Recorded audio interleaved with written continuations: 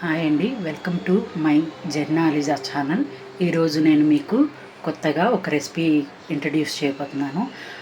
Daily కామన్గా egg తింటానే ఉంటారు, బాయిల్డ్ ఎగ్, ఎగ్ బుజ్జి, లేకపోతే ఎగ్ విత్ ఆనియన్ అలా తింటానే ఉంటారు. ఈరోజు నేను మీకు ఒక కొత్త రెసిపీని ఇంట్రడ్యూస్ చేస్తాను, చూడండి అండ్ అలాగే లైక్ చేయండి. ఆ రెసిపీ నేమ్ వచ్చేసి ఎగ్ విత్ పండు మిర్చి కారం అండి. నార్మల్గా చిల్లీ వేయడం వేరు, కానీ పండు మిర్చితో చేసుకోవడం టేస్ట్ అయితే చాలా బాగుంటుందండి. నేను మీకు చూపిస్తాను, ట్రై చేయండి. ముందుగా వాటికి కావాల్సిన పదార్థాలు tomatoes, eggs, onions, salt and అలాగే పండుమిర్చి తొక్కండి. ముందుగా ఒక కడాయి పెట్టుకొని ఆయిల్ వేసుకోవాలండి. ఆయిల్ బాగా హీట్ అయిన తర్వాత మనం ఆ 2 ఎగ్స్ని పగలగొట్టి వేసి బాగా ఫ్రై చేసుకోవాలండి. లేకపోతే ఎగ్ అనేది పండుమిర్చిలో వేసిన తర్వాత పచ్చి స్మెల్ వస్తుంది, తినడానికి కూడా ఇబ్బందిగా ఉంటుంది. అందుకని ఎగ్స్ని మనం బాగా ఫ్రై చేసుకోవాలి.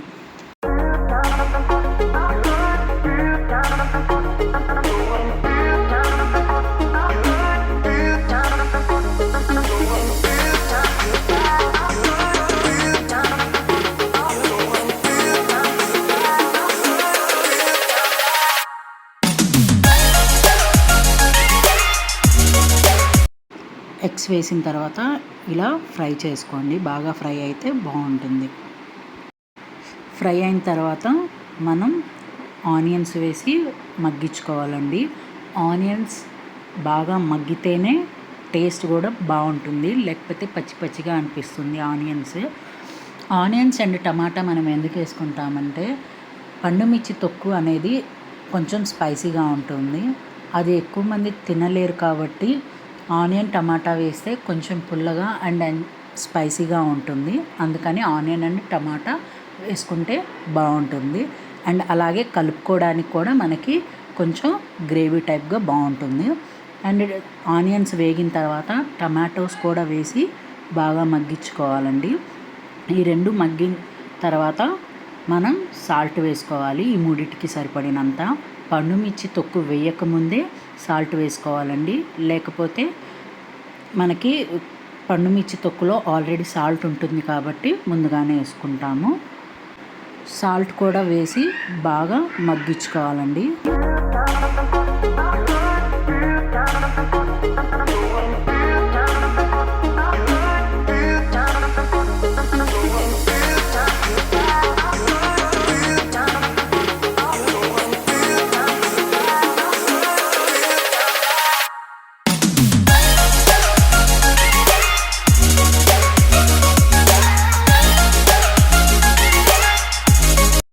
మొత్తం మగ్గిన తర్వాత మనం ఒక సైడ్కి చేసుకొని ఇప్పుడు ఆ మిడిల్లో పండుమిర్చి తొక్కును వేసుకోవాలండి.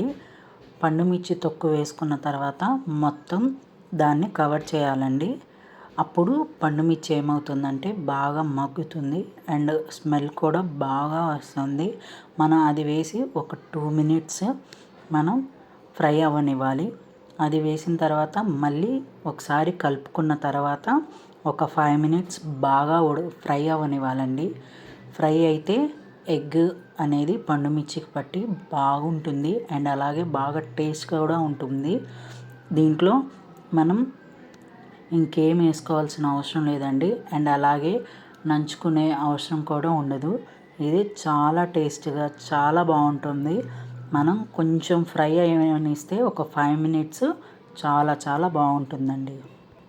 ఇంతే, సింపుల్గా అండ్ ఈజీగా తొందరగా చేసుకోవచ్చు. ఏమీ కర్రీ లేని టైంలో ఇలా చేసుకొని ఒకసారి ట్రై చేయండి, చాలా బాగుంటుంది.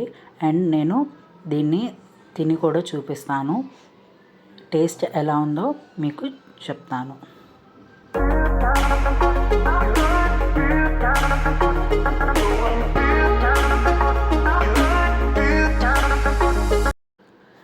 చూడండి, వేడివేడి అన్నంలో నెయ్యి కూడా వేసుకోలేదండి, నేను ఒట్టి ఈ కర్రీతోనే కలుపుతున్నాను.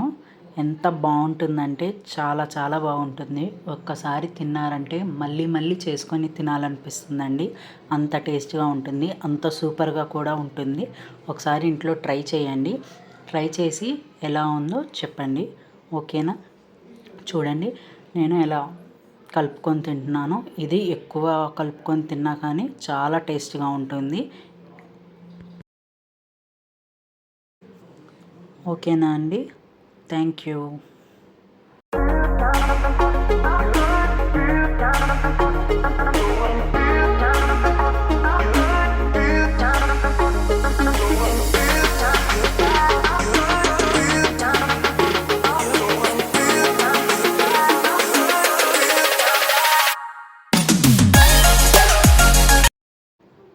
చూడండి, నేను ప్లేట్ అయితే ఫినిష్ చేసేసాను నీట్గా.